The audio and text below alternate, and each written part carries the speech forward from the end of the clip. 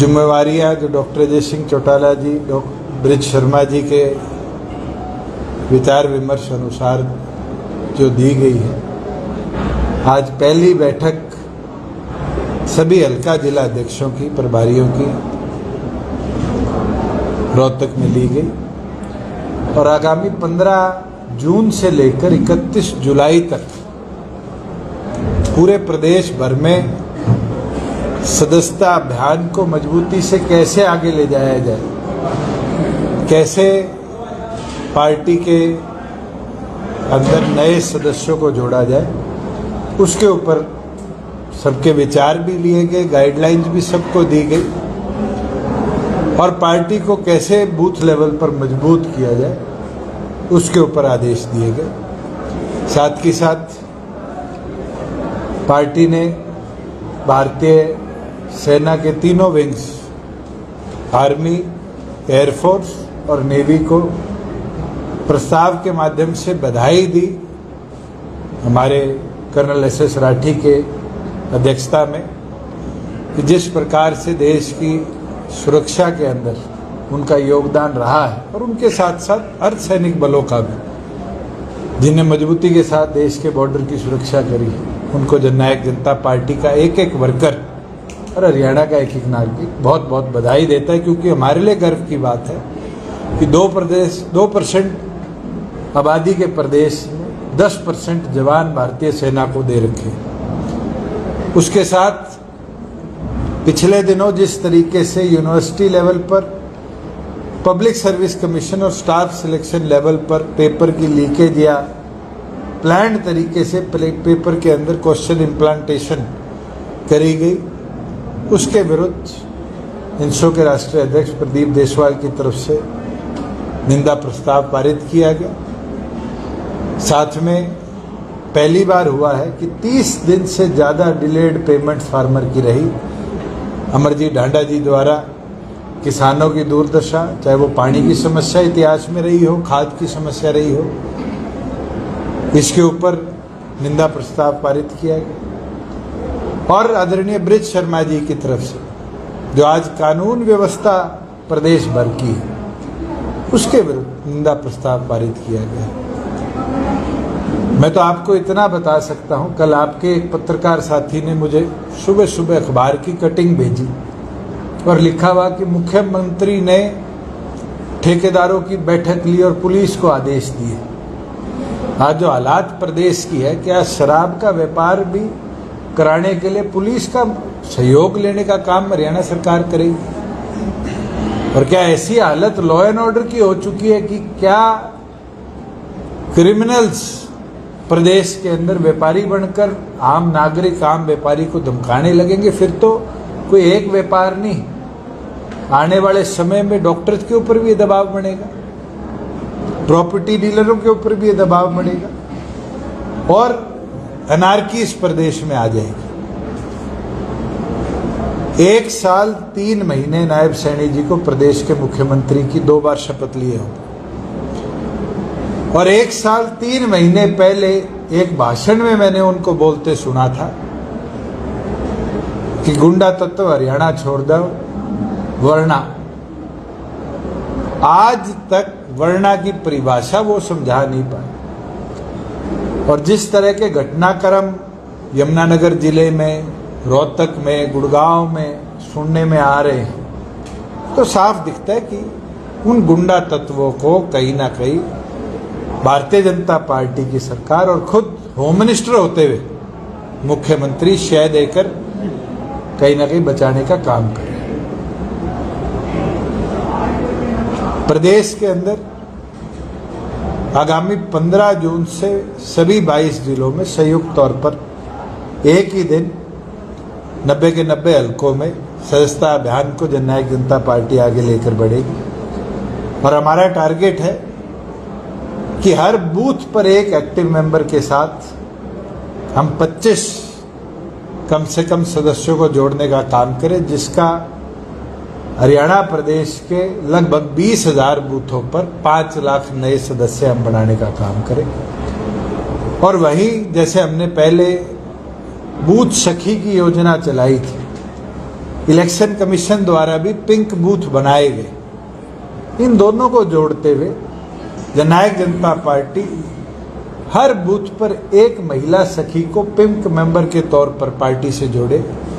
इसके उपरांत हमारी महिला अध्यक्षा रजनी दहिया मलिक जी और प्रभारी डॉक्टर किरण पूनिया जी की जिम्मेवारी लगाई गई है कि पार्टी की सदस्यता अभियान को मजबूती से आगे ले जाकर महिला शक्ति को और बढ़ चढ़कर पार्टी के साथ जोड़ने का काम किया जाए और 18,000 एक्टिव बूथ पर महिला वर्करों को पार्टी के साथ जोड़ा जाए, जो दिन प्रतिदिन के कार्यों के साथ साथ पार्टी को लगभग 5,000 महिला वोटर्स एक बूथ पर है, उनके साथ जोड़कर उन तक पहुंचाने का काम करें कि जो कार्य हमने महिलाओं के लिए इतिहास में करे, चाहे 50% पंचायती राज में उनको हिस्सेदारी देने की बात हो, चाहे उनको राशन डिपो में हिस्सेदारी देने की बात हो, उसी तरह संगठन के अंदर भी आने वाले समय में, क्योंकि इलेक्शन कमीशन को भी अब 33% महिला रिजर्वेशन 2027 के बाद देश भर में लेकर आना है, राजनीतिक तौर पर महिलाओं की हिस्सेदारी सुनिश्चित हो, इसमें पार्टी का सहयोग बढ़ चढ़कर बने, इसके ऊपर काम करें। ये फैसले आज की बैठक में लिए गए हैं और हमें पूर्ण विश्वास है कि जिस प्रकार से हरियाणा के हित के लिए हमने लड़ाई लड़ी है और जो व्यवस्था आज हरियाणा के अंदर, चाहे वो पेपर लीकेज की हो भर्तियों के अंदर, चाहे वो क्राइम की हो, लॉ एंड ऑर्डर की हो, चाहे वो किसानों की हो, इसकी आवाज़ जननायक जनता पार्टी का एक एक कार्यकर्ता इस मेंबरशिप अभियान के साथ बने, आम जनता तक ले जाकर सरकार को जगाने का भी, चेताने का भी काम करें। दूसरी अपने लॉ एंड ऑर्डर की बात की, अभी सोशल मीडिया पे भी ये वीडियो आ रहे हैं कि शराब फेंके की बोली में हिस्सा ना लें, इस तरह की जो बातें होती हैं, गैंगवार की घटनाएं भी रोहतक में भी हुई है। क्या आपको लगता है कि मुख्यमंत्री जिम्मेदार है या प्रशासन है? देखो, मनोहर लाल जी 10 एक्साइज पॉलिसी के अंदर मुख्यमंत्री रहे। मुझे नहीं लगता वो या मैं कभी 4.5 साल में भी रहा, कभी ठेकेदारों से बैठकर पुलिस को साथ बिठाकर हमने नीलामी करवाई। ऐसा क्या हुआ जो मुख्यमंत्री को आज बैठना पड़ा? और दूसरी चीज, ये धमकियों की प्रक्रिया शुरू क्यों हुई पिछले 1 साल के अंदर? ये बहुत बड़ी चिंताजनक बात है। क्या क्रिमिनल लॉबी का खौफ पुलिस के प्रति जो था वो बिल्कुल खत्म हो चुका है, या ऐसे लोगों को भारतीय जनता पार्टी शय देने लगी कि आज उनका डर बिल्कुल खत्म हो गया और वो इस तरह की कार्रवाई कर रहे हैं? हम तो ये मांग करते हैं मुख्यमंत्री इस पर जवाब दे कि उनको बैठक लेनी क्यों पड़ी और क्यों यमुनानगर हो या और जिले हो, गुड़गांव के अंदर भी आज 40% वेंड्स जो है अनसोल्ड है। इसका मतलब कहीं ना कहीं टेरर बैठाया गया है। आपके रोहतक की क्या हालात है, हिसार की क्या हालात है, ये हालात बड़ी क्यों, इसके ऊपर मुख्यमंत्री जरूर प्रदेश को जवाब देने का काम करे। और ये तो एक छोटा सा वर्ग है। मैं ये बात करता हूं, हरियाणा प्रदेश के प्रत्येक व्यापारी को क्यों प्रताड़ित किया गया, ये चाहे जलेबी वाले हों आपके, चाहे पकोड़े वाले हों, चाहे आज शराब वाले हों, ये इस प्रकार से व्यवस्था बनी प्रदेश में 1 साल में क्यों है, ये जरूर इसके ऊपर मुख्यमंत्री जवाब। राहुल गांधी का हरियाणा दौरा है, तो बजट में ना कौन वाला जाके बोल रहे थे, वो नाश्ते लाए हैं, ये बात सारे लाभ जो क्या मतलब, जब एक लोग जो मुख्यमंत्री साथ निकल गया,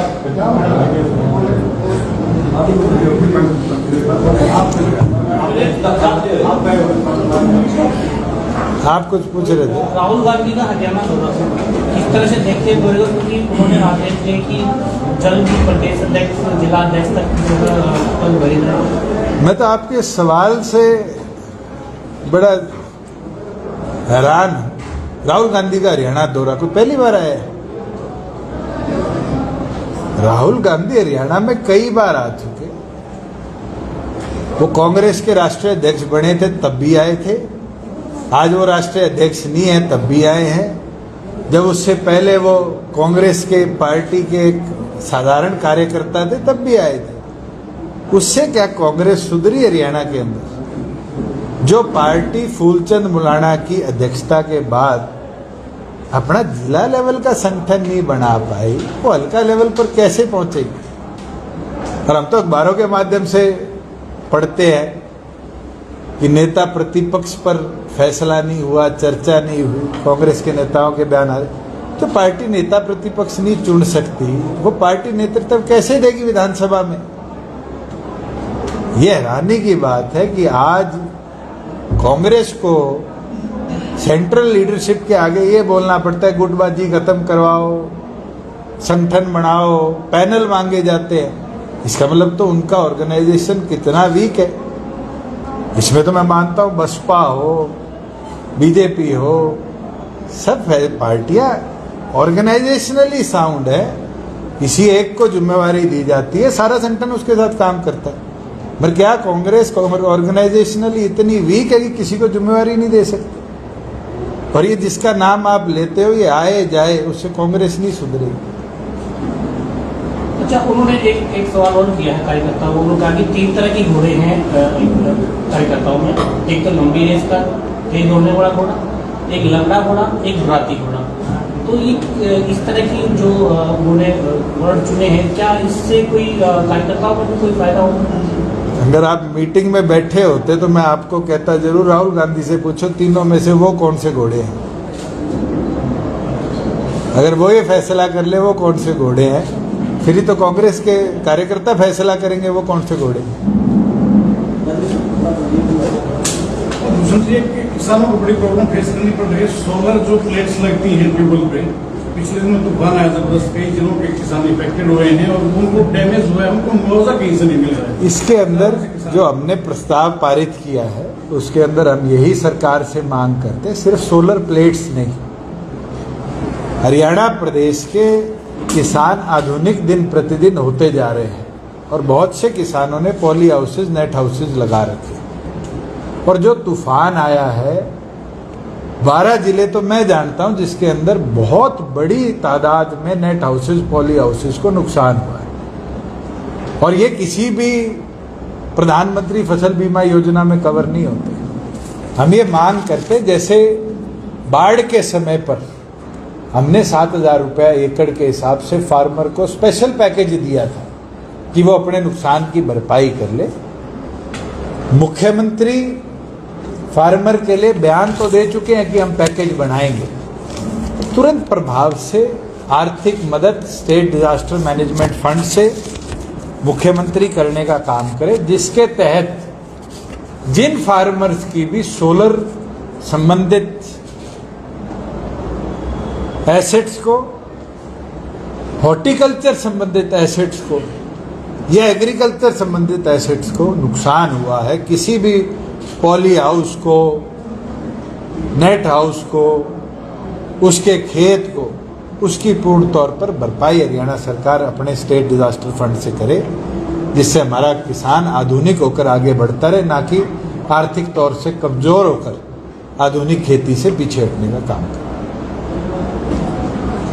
होता है कहने की इवन तो जेजेपी तो बीजेपी की बी टीम है, जब कभी मिलकर बैटिंग करते हैं तो कभी दिखावा करते हैं। तो आपने सवाल दूसरी बार पूछ लिया। भूपेंद्र हुड्डा जी ये बता दे कि लोकसभा और विधानसभा में बीजेपी के साथ सेटिंग किसने करी थी? पुत्र मोह में पुत्र को जिताने के लिए क्या बीजेपी को 5 लोकसभाओं में मदद नहीं करेगी? राज बब्बर को किसने खड़ा करा? कैप्टन अजय यादव खड़ा होना चाहते थे। और विधानसभा तो जीता जागता उदाहरण है, चाहे वो कुमारी शैलजा का उदाहरण हो, चाहे और नेताओं का उदाहरण हो। आज हरियाणा का आम नागरिक ये जानता है कि बाबू बेटों ने कैसे कांग्रेस का सत्यानाश किया है। और मुझे नहीं लगता, मेरे से ज्यादा तो आप रोहतक में बैठे हो, अपना कैमरा लेके 5 आम नागरिक से पूछ लो गांव में जाकर कि अपने लालच में क्या उनने जेल जाने से डरते हुए कांग्रेस की आई हुई सरकार नहीं खोने का काम किया? कांग्रेस के नेताओं से पूछ लो, आप कैप्टन अजय यादव से, कुमारी शैलजा से, रणदीप सुरजेवाला से, मैं नाम आपको 50 बता देता हूं। आप सोना के अंदर क्या हुआ, भवानी खेड़ा में क्या हुआ, सारे जानते हैं।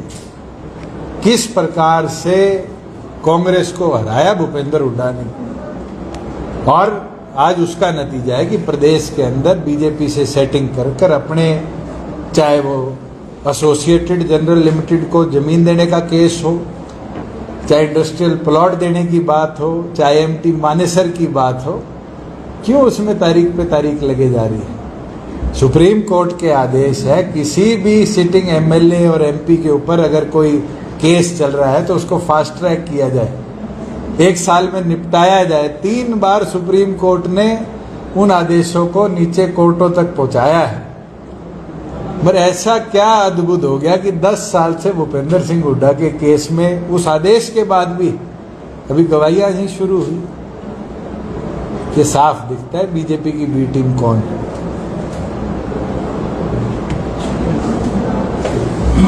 Thank you ji.